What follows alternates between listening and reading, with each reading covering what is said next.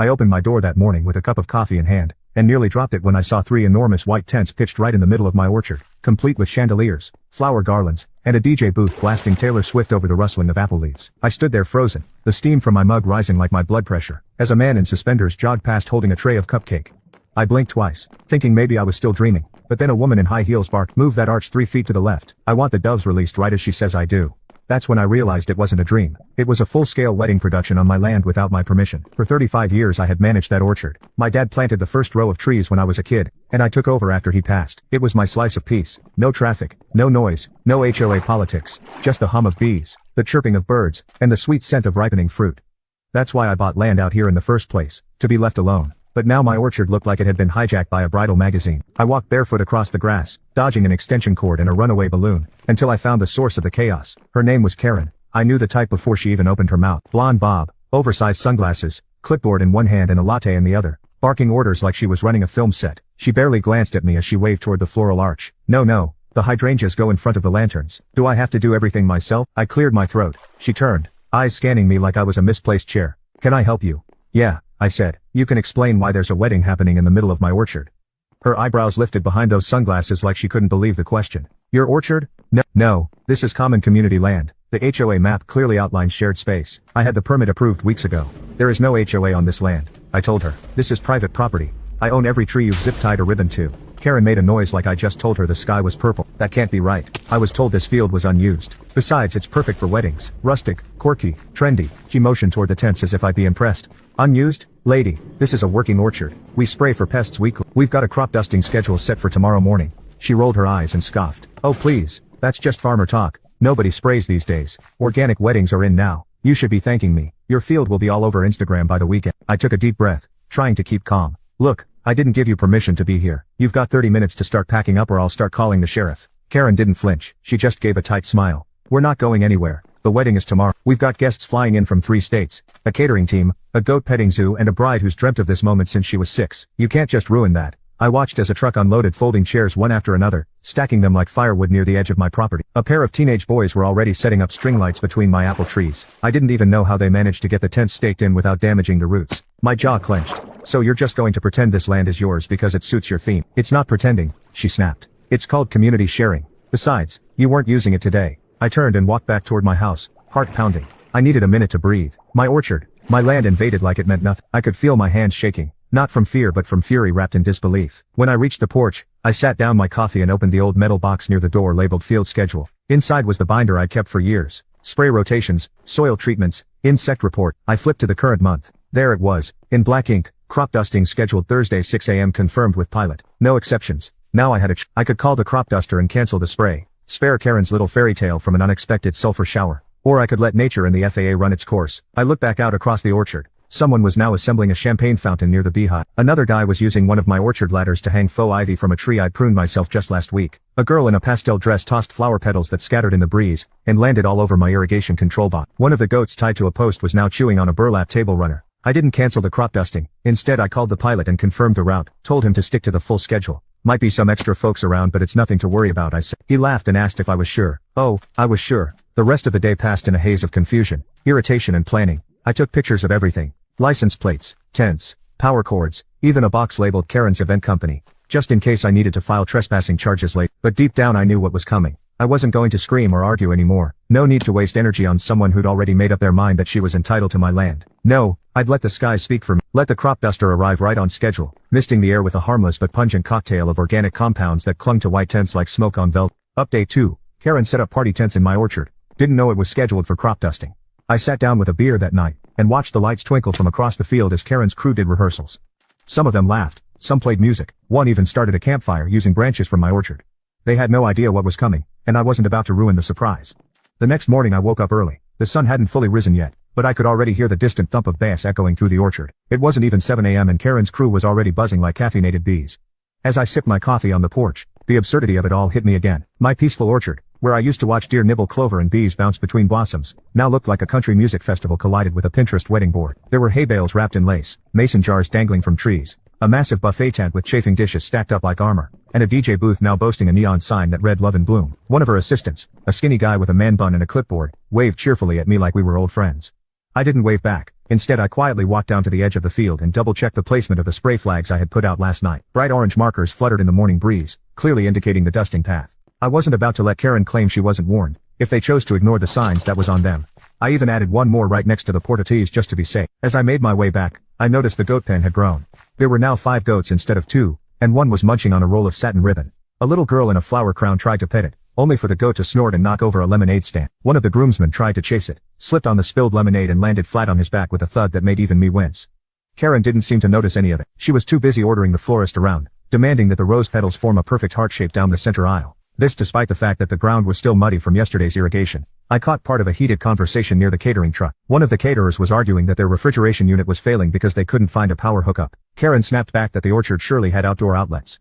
It did. The closest power line was over 100 yards away, and unless they planned to run an illegal generator off my barn, they were out of luck. I smiled to myself. This was starting to unravel faster than a crocheted tablecloth in a goat pen.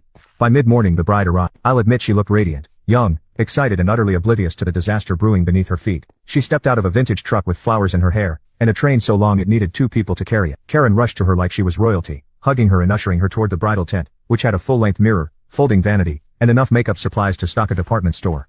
I almost felt sorry for her. Alma. That sympathy quickly disappeared when I heard her say loudly, "This orchard is so dreamy." And Karen replied, "You are amazing for finding this place. It's like a fairy tale." Karen continued, "Well, technically it's just some old farmer's field, but he doesn't really do anything with, I mean, who even owns an orchard these days?" I clenched my jaw and turned away. So now I was just some old farmer, just background scenery in her Instagram fantasy. They had no idea how much work, time and love had gone into that land. No idea that every tree had a history, that my father and I had planted, pruned, sprayed and harvested from them with our bare hands. And now they were using it like a blank canvas for their filtered fantasy, mocking the very roots beneath their feet. Around noon I walked over to the small service shed near the edge of the property, and retrieved a pair of binoculars. From there I had a perfect view of the orchard, while staying hidden by the shed's overhang. I watched as they rehearsed the ceremony, practicing the vows, testing the music, timing the walk down the aisle. The DJ played the same romantic ballad 6 times in a row, and by the 3rd time one of the flower girls started crying and refused to walk again. The bride's father shouted at the DJ to just get it right, while Karen juggled 3 phone calls and 2 arguments at once. It was chaos, beautiful slow-building chaos. Later that afternoon, the sheriff stopped by. I had called earlier in the day to officially report unauthorized use of my land. Deputy Randall stepped out of his cruiser, surveyed the scene, and let out a low whistle. "Looks like you're hosting a whole dang festival out here." I nodded. Without my consent, Karen spotted him and strutted over with her usual mix of false charm and overconfidence. "Officer, thank goodness you're here. I need help dealing with the owner." Update 3. Karen set up party tents in my orchard. Didn't know it was scheduled for crop dusting. He's trying to sabotage my niece's wedding. Randall raised an eyebrow. Sabotage. She launched into a dramatic speech about how I'd threatened to spray chemicals and was dangerously unstable, claiming I had a vendetta against weddings or happiness in general. I didn't say a word, just handed Randall a copy of the spray schedule notarized and dated along with the photographs I'd taken of the tents and the destroyed irrigation lines. Randall reviewed the documents, nodded and turned to Karen. "Ma'am, based on what I'm seeing, you don't have legal permission to be here." Karen's mouth dropped open. "What? But I submitted the permit to the HOA." "This land isn't part of the HOA," Randall replied. "It's private, his private land." Karen's cheeks flushed. "But the wedding's tomorrow. You can't expect us to move all this in a day." Randall sighed. "I'm not telling you what to do, ma'am. I'm telling you the law. If he decides to press charges or if anything else gets damaged, that's on you." Karen didn't reply. She spun on her heel and stormed back into the orchard. Fume. I could tell she wouldn't back down. Her pride wouldn't let her. And that's when I knew for sure she wasn't going to move a single tent. Not even with the warning signs posted. Not even with the sheriff confirming the land was mine. That evening, just before sunset, I walked out to the edge of the orchard, and adjusted the flags one final time. The sky glowed orange and a light breeze rustled the tree. I could hear laughter and chatter coming from the tents, glasses clinking, music floating through the air like it was already celebration time. They had no clue. Tomorrow at dawn, the crop duster would fly in low. The same way he had every other week for the past 6 years. No surprises, no secret, just nature doing what it does. Only this time, it wasn't just the trees that would get a gentle misting. It was going to be a wedding they'd never forget. At exactly 5:47 in the morning, the first rumble came from beyond the horizon. The orchard was still covered in soft mist, the sun barely brushing the tops of the trees, casting long shadows across the dew-soaked grass. The wedding tent stood silent, glistening faintly in the early light. From my porch I could see movement beneath them. Someone stretching, another stumbling out from a cot, still wrapped in a fleece blanket. Birds scattered from the branches as the faint growl of the plane grew louder, circling once then lining up with the flagged route over my orchard. The crop duster was right on time. I sat with a mug of coffee, same chair, same porch, watching it unfold like a show I'd seen before, but this time with a better cast. The pilot flew low as he always did, barely skimming the treetops, releasing a soft chalky mist from the tanks. Organic sulfur, totally safe but strong smell. It clung to clothes, hair and anything white, and those tents, they were the perfect canvas. The first pass was quiet. Some folks didn't even notice, just brushed their hair, or squinted upward. But the second pass sent the mist sweeping directly over the heart of the wedding set. A few sleepy guests started coughing. One woman shouted, "What is that smell?" A man dropped his cup of coffee and ran toward the catering tent, yelling something about chemicals. Karen came out of the bridal tent, robe flapping, hair in curlers, and stared up at the crop duster as it circled again. Her face went pale. Then the panic began. Someone screamed, then another. Guests tripped over power cords and lawn chairs trying to get away from the drifting hay. The bride's mother, still in slippers, held a tablecloth over her head like a parachute. Two groomsmen tried to help the goat handler, herd the animals, but one goat broke free and made a beeline for the dessert table, knocking over a tiered cake stand and sending cupcakes flying like fruity grenades. Karen stood in the center of the chaos, shouting commands like she was directing a war film. Move the drinks, cover the buffet, get the bride back inside. But no one listened. The DJ who had spent hours wiring his equipment panicked and yanked his speakers from the cords, dragging them behind him as he fled toward the road. A teenage girl tripped on a sprinkler head and rolled halfway down a hill, her white dress coated in yellow dust. The crop duster made one final pass, its engine humming steadily above the screams. The mist settled over the orchard like fog rolling off the mountains. The once pristine wedding scene now looked like a battlefield. Chairs overturned, linen stained, flower petals scattered, and a half-dozen people now coughing near the parking area. One of the doves, accidentally released early by a terrified handler, flew straight into a tent pole and landed in a fruit crate. I walked out to the edge of the orchard, hands in my pockets, taking in the scene. Karen spotted me immediately. Her eyes were wide with fury and disbelief.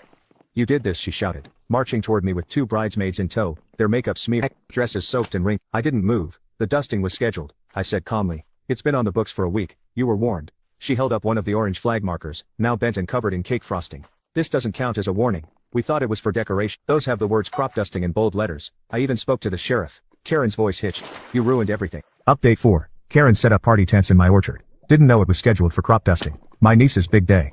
The food, the music, the photos. This was her dream. I pointed behind her to the row of trees now draped with shredded bunting and tipped over lanterns. That dream just flew too close to reality. And reality had wings in a sulfur tank. The bride appeared next, led by two other women, her dress smudged and her eyes full of tears. She looked around at the scene in slow motion. Ruined tables, coughing guests, her ruined floral arch, and then locked eyes with Karen. "Why didn't you check the property rights?" the bride asked quietly. "You said everything was arranged." Karen stammered. "I had a map. The HOA said it was fine. They didn't tell me about any farming schedule." The bride's fiancé joined them next, shirt unbuttoned, carrying a bottle of champagne like it was a weapon. He took one look at the field and muttered, "We spent $15,000 on this setup." I stayed silent. No point in rubbing salt into the wound. The air was doing that for me. The sulfur clung to the decorations, like bad perfume. You couldn't escape it. Even the goats were sneezing. Karen turned to me one last time, trembling.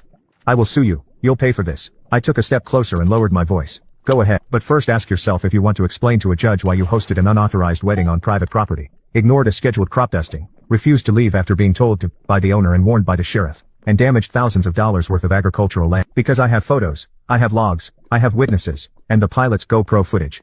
Her mouth opened, but no words came out. The bride's father was now shouting at the DJ, blaming him for something. A bridesmaid cried over her ruined heel. Someone's mother tried to clean their eyes with club soda. Karen, for once, looked completely powerless. The guests began packing up, some left without saying goodbye. A few tried to salvage centerpieces or leftover wine, but most just trudged to their cars. Defeat. The party was over before it began, and the orchard, it stood strong, misty, pungent but untouched beneath the chaos. By noon, the tents were halfway dismantled. The bridal tent collapsed when someone pulled the wrong support cord, sending a puff of dust into the air like a final exhale. The catering crew loaded up half-spoiled food and someone finally wrangled the rogue goat using a garden hose.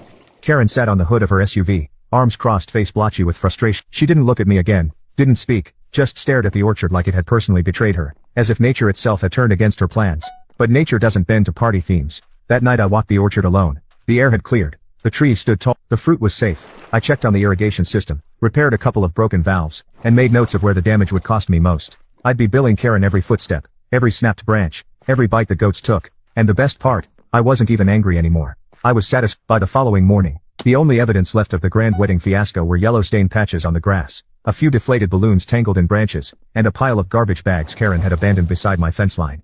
The orchard smelled faintly of sulfur and frost. I stood at the edge of the field, arms crossed, taking it all in. A few of the apple trees near the center had broken twigs where chairs had been stacked against them.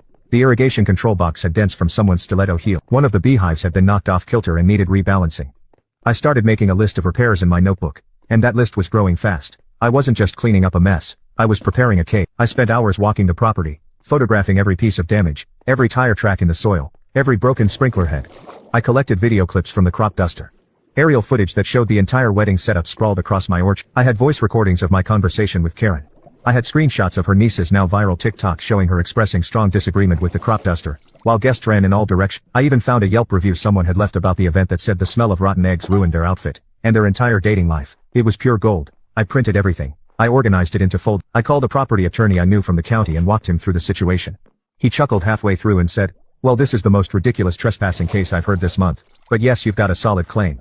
I asked if I had grounds to bill Karen for the damage. He said, "Absolutely, and I didn't even need a formal lawsuit to start. I could send an invoice, and if she refused to pay, we'd take it to small claims court." So I wrote up a bill, not just for damages to the orchard, but for labor, loss of potential yield, cleanup services and emotional distress. I itemized every detail. Broken beehive, $150, replacing irrigation parts $400, soil testing to ensure contamination didn't happen, $200, cleanup crew, $600, emotional damages and trespass penalties, $2,000. I printed it and hand-delivered it to the HOA office the next day, addressed directly to Karen. The receptionist took the envelope and blinked at me. "I heard about the incident," she said quietly. "Some of the board members aren't happy. Apparently Karen didn't get the event formally approved. She just told everyone she had." I smiled and nodded. I figured as much. Let them know I'll be expecting payment within 30